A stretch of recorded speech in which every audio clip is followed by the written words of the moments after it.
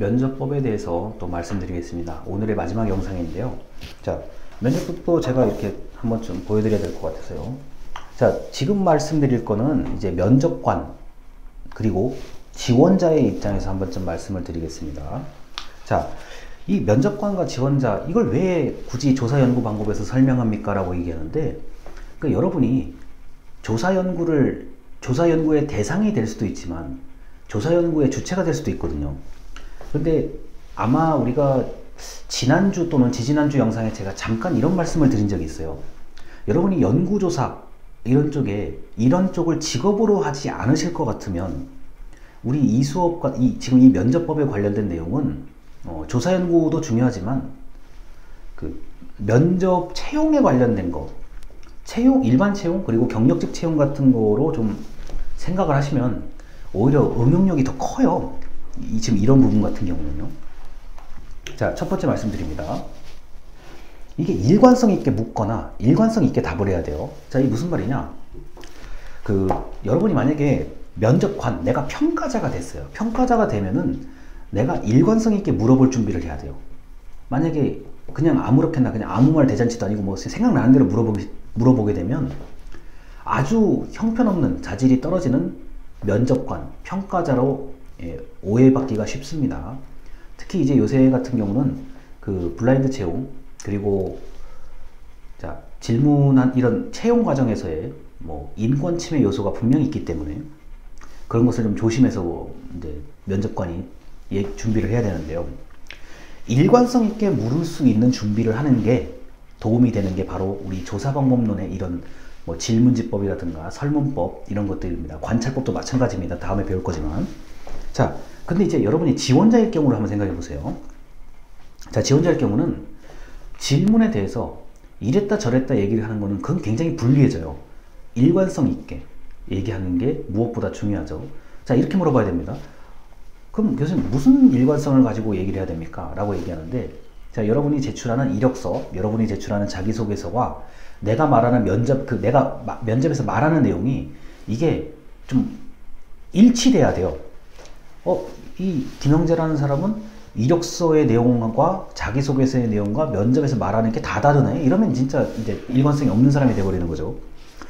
그리고 이런 일관성을 확인하는 그런 질문을 하는 경우들이 간혹 있기는 한데요. 뭐 그런 것보다도 여러분들 이제 좀 나는 뭐 대학교에서 무슨 활동을 했고 나는 이전 직장에서 무슨 일을 해봤습니다. 무슨 일을 해서 어떤 성과를 이루었습니다. 이런 식으로 좀 듣는 사람이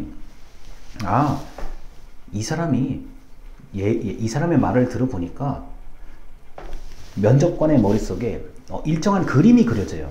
이렇게 살아온 사람이구나. 이 그림이 분명하게 그려지면 머릿속에 그림이 분명하게 그려질수록 합격할 확률이 높아지죠. 그런데 자, 지원자가 A를 말했다, B를 말했다, C를 말했다, 갑자기 Z를 말하고 있고 막 이렇게 되면은 듣는 사람이 혼란스러워진다는 거죠. 자, 그래서 일관성 있게 묻고 답하는 거는 이건 나중에 이제 신뢰도와 타당도의 얘기에서도 나오겠지만 굉장히 중요한 얘기입니다. 그 다음에 이제 우리 연습할 때요. 예전에는 자, 지원자, 어느 회사나 공무원 같은 거 이런 지원자만 열심히 연습을 해요. 열심히 연습을 하는데 최근에는 면접관도 훈련을 받습니다. 교육을 받고 훈련을 받아서 쓸데없는 질문 안 하기, 쓸데없는 행동 안 하기, 그 다음에 일관성 있는 측정, 일관성 있게 지원자를 측정하는 훈련들을 받아요. 자, 그게 사실은 맞는 거고요. 자, 연습하는 거 이런 거죠. 혼자 연습하는 거, 그리고 같이 연습, 혼자 연습 웬만큼 됐다 그러면 같이 연습하는 게 있고요. 자, 뭐 예를 들어서 친한 친구하고 연습을 해도 되고요. 아니면은 정말 특정한 목표를 위해서 같이 어떤 무언가를 준비하는 사람끼리 연습을 해도 되고요. 그 다음 우리 렌즈 보는 연습을 해야 돼요. 자, 요새 뭐 인공지능 체험이라 그래가지고 이렇게 화면을 보면서 얘기하는 것들이 있거든요. 자, 화면을 본다는 거는 일단 렌즈를 본다는 얘기예요. 우리가 지금 온라인 강의를 지금 한 학기 계속 해야 되잖아요. 이런 경우에 촬영을 이제 하는 저 같은 입장에서는 다른 무엇보다도 중요한 게 렌즈를 보는 습관을 길러야 되는 거거든요. 자, 저도 처음에 사이버대학 같은 곳에서 강의를 할 때 지금 저는 휴대폰 렌즈라는 작은 렌즈를 보고 약 1m 거리에서 지금 말을 하고 있는 거예요. 그런데 사이버대학 같은 경우는 완벽하게 장비가 갖춰져 있는 곳이기 때문에 방송용 카메라에 스튜디오에 서서 약 2m, 2.5m 거리에서 그 화면만 보고 이야기를 해야 되는 겁니다. 물론 옆에 전자칠판 같은 게 있고 한데 이 전자칠판을만 보고 얘기를 하게 되면은 저의 눈동자의 시선이 렌즈에서 벗어나 버려요. 자, 렌즈를 보라는 이유는 요새 이제 AI, 인공지능 채용 때문에 그러는데 이게 여러분이 이제 셀카를 찍는 그런 거 말고요. 여러분의 카메라 또는 휴대폰, 만약에 집에 카메라가 큰 거, 이 카메라 렌즈가 큰 게 있으면 그걸로 연습하면 더 좋아요. 자, 카메라를 그냥 앞에 갖다 놓고 렌즈를 보는 연습을 하세요. 그러면은 이런 인공지능 면접에서 여러분이 훨씬 유리할 수가 있습니다. 왜냐면은 자, 렌즈가 나를 어떤 특정한 장비, 장비가 렌즈를 통해서 나를 보고 있는 거예요. 그러면은 눈동자 시선이 흐트러지면은 이게 그 측정하는 기계 입장에서 봤을 때는 이게 불안하게 보일 수도 있거든요. 그래서 렌즈를 보는 습관을 좀 들이시면 좋습니다. 휴대폰 렌즈부터 집에 뭐 작동이 안 되는 카메라도 괜찮아요. 렌즈를 보는 연습을 하시면 참 좋아요. 예를 들어서 여러분이 만약에 정말 방송이나 이런 걸 하고 방송이 맞는 사람이라고 한다면, 또는 그런 경험이 풍부하다고 한다면 렌즈 속에 비친 내 모습을 볼 수가 있어요. 렌즈 안에 내 모습이 비친 걸 내가 볼 수가 있어요. 그 정도가 되면은 완벽하게 몰입해서 찍는 거라고 보시면 되겠습니다. 자, 그리고 이제 이런 거. 자, 이 공식적인 자리와 비공식적 자리라고 제가 이제 표시를 했는데요. 자, 이 무슨 말이냐? 자, 공식적인 자리는 우리 채용 면접 생각하시면 돼요. 뭐 예를 들어서 면접관 3명 있고요. 뭐 지원자가 3명 또는 5명이 들어와서 집단 면접을 하는 경우, 이런 건 굉장히 공식적인 자리예요. 공식적인 자리에서의 이 면접 방법, 이런 경우는 자, 주어진 절차와 주어진 질문을 얼마나 효율적으로 잘 하는지가 중요하죠. 여러분이 만약에 공무원 면접을 보시게 되면은 아주 짧은 시간에 질문 2개 또는 3개 정도밖에 3개 받기 쉽지 않아요. 2개 정도의 질문에 여러분들이 얼마나 답을 잘하는가에 따라서 합격 여부가 결정이 되는데요. 자, 이렇게 공식적인 자리에서는 여러분들이 면접을 볼 때, 지원자로서 면접을 볼 때 질문을 딱 듣자마자 좀 반자동적으로 여러분이 연습한 내용들이 나와야 되는 거고요. 자, 면접관, 평가자 입장에서 이렇게 면접을 볼 때는 아주 자연스럽게 물어볼 수 있는 준비를 하셔야 돼요. 예를 들어서 평가자가 본인이 질문을 제대로 이해 못하고 그냥 물어보면 이거 안 되는 거잖아요. 또는 부자연스럽게 물어보면 그 부자연스러움이 지원자에게 그대로 영향을 주기 때문에 면접관도 이 면접법에 있어서는 굉장히 연습을 많이 해야 됩니다. 자, 그리고 이제 비공식적 자리라고 제가 이제 써있어요. 여기 써놨어요. 비공식적 자리 뭐냐면은, 자, 연구조사의 면접에서 뭐 반드시 뭐 이렇게 마주보면서 할 수도 있겠지만, 옆에 나란히 앉아서 이렇게 뭔가를 해주면서 얘기를 들어야 되는 경우도 있어요. 뭐 영상을 틀어주면서 응답자의 의견을 받아 적어야 되는 경우도 있고요. 뭐 때로는 녹음을 해야 되는 경우도 있고요. 자, 편안한 분위기에서 그냥 적당히 커피 마시면서 면접법을 활용할 수도 있죠. 그런 경우는 비공식적인 자리에서도 면접법이 얼마든지 일어날 수 있거든요. 이럴 때에 과연 연구조사자는 어떤 식으로 질문을 하고 어떤 식으로 답변을 들어서 기록을 할지.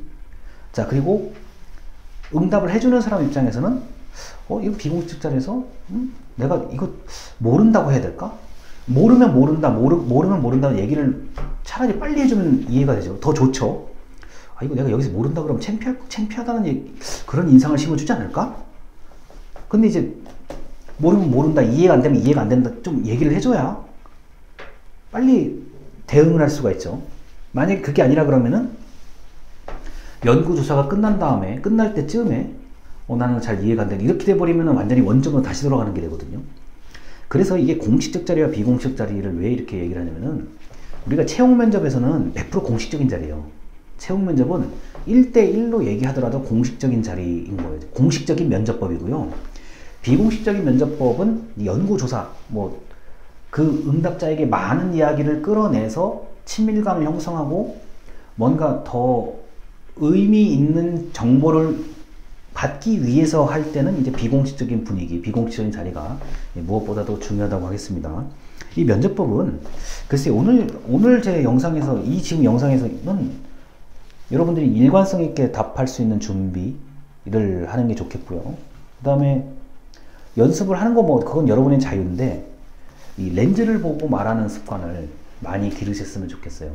자, 저는 이 영상을 제가 일주일에 5개에서 6개를 찍는데, 한 과목당 말씀드립니다.